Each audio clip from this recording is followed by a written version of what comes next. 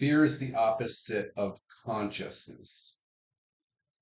To give a super simple example, imagine a small child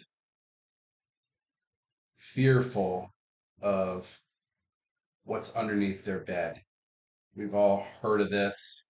We've all been there. Some of us, I would imagine everyone's been there. Maybe some of us have not. But when we're a little child, we're fearful of the unknown under the bed, and we pull the blankets over so that we can't see it. Obviously, pull the blankets over your head is not going to save you from the fictitious monster under the child's bed. What I'm here to help show and is that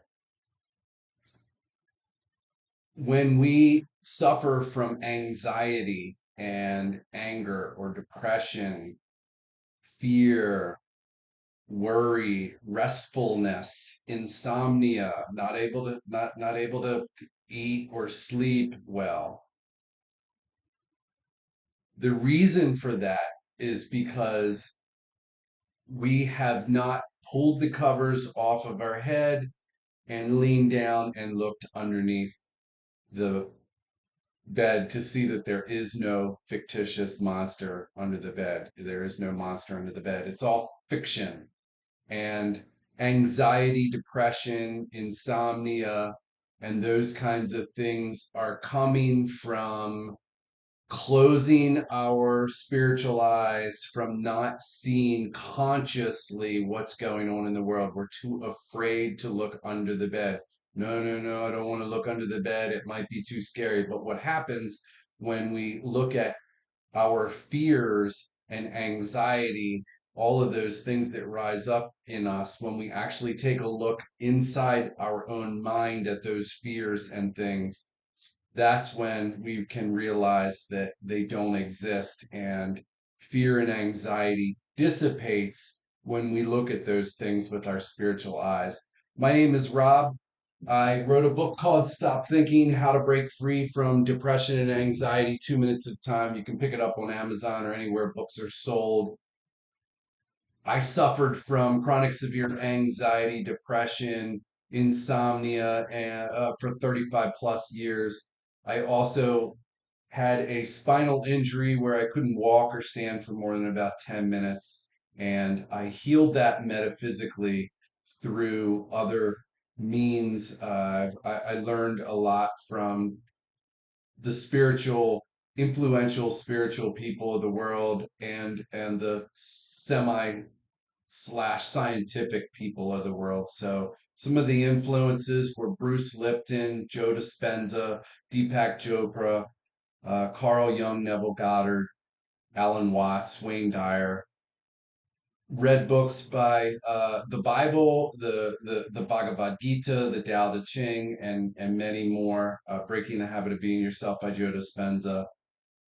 And I put all these things into place and embodied them. And what I'm sharing with you today is my methodology for getting out of that rabbit hole of fear and anxiety, depression. And the goal is to express to you how to find within yourself the way to heal yourself. So, as Deepak Chopra and Wayne Dyer say, the magic is not in the words, the healing's not in my book.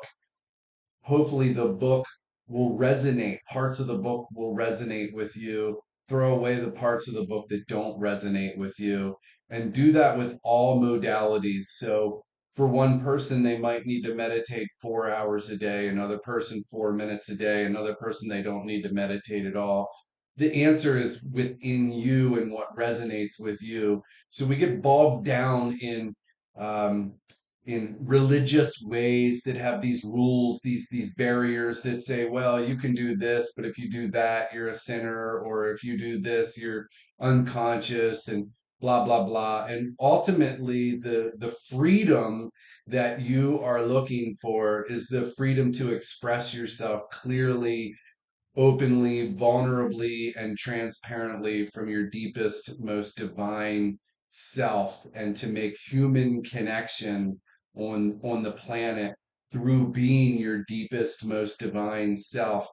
And most of us are taught to hide the parts of us that are a little quirky, a little different. But if we were supposed to do that, we wouldn't all look different. We wouldn't have different skin color, different sex. Everyone's got a different fingerprint. The idea is to be different and unique, and the idea is for other people to not necessarily 100% go along with your beliefs, and to learn how to express yourself not needing the approval from other people. So again, pick up a copy of Stop Thinking: How to Break Free from Depression and Anxiety 2 minutes at a time. Inside this book is my methodology. Something hopefully will resonate with you. And the biggest thing here is to learn that there is no specific path to a restful, peaceful mind. Your path is that way, and you've got to look within to find that healing path inside. And that's what I like to share and talk about with you all. Have a great day. Peace.